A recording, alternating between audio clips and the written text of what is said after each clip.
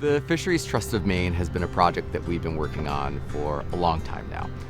The Nature Conservancy and fishermen that we work with in Maine identified the need to protect and preserve access to fishing permits and quota, and the Nature Conservancy started buying those permits in partnership with Maine Coast Fishermen's Association. We're incredibly excited to be able to share and announce that we've launched the Fisheries Trust of Maine.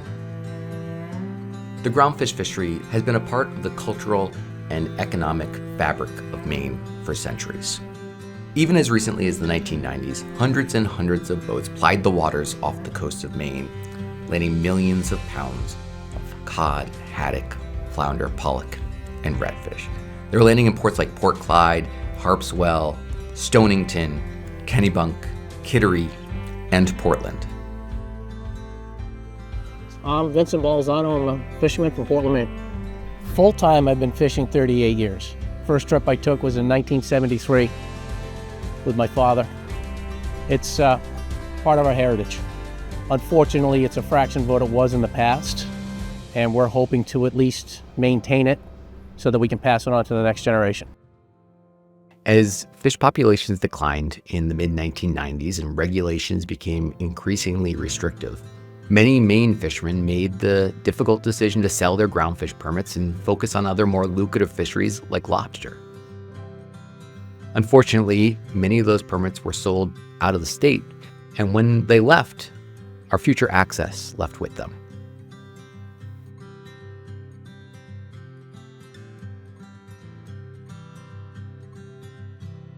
We got involved in the first place because, back in the mid-1990s, we had 350 active fishing businesses in Maine. By the mid-2000s, we were down to less than 70. So we were seeing a real mass exodus of permits out of the state of Maine. And we really wanted to make sure that access to the fishery was secured for the long term. And by purchasing these permits from willing sellers was a way to do that. And then what we've been able to do is use the quota associated with those permits to partner with fishermen on collaborative research projects on more selective and sustainable fishing practices, and to better understand changing conditions in the Gulf of Maine.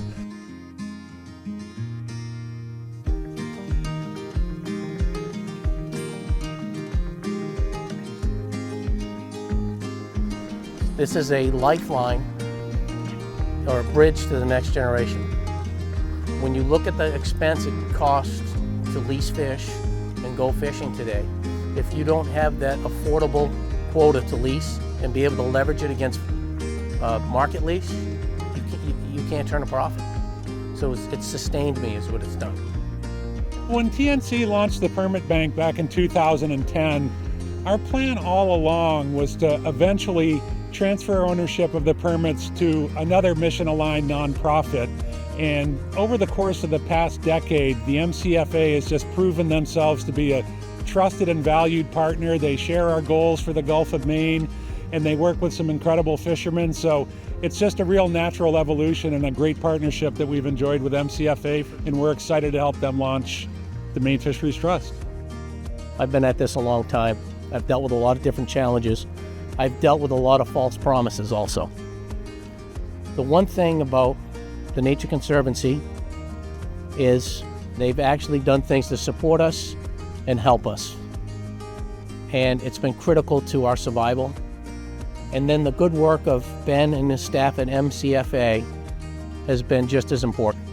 The partnership that we've had over the last 15 years has really showed that we can work together, that fishermen care about healthy oceans and conservation groups care about healthy fishing businesses. And this permit bank has really been an opportunity for us to work together to rebuild some trust and realize that we have a lot more in common than we once thought. I think that one of the great things about the permit bank is it gives us the resources, the access to try and fix those problems in partnership with the fishermen.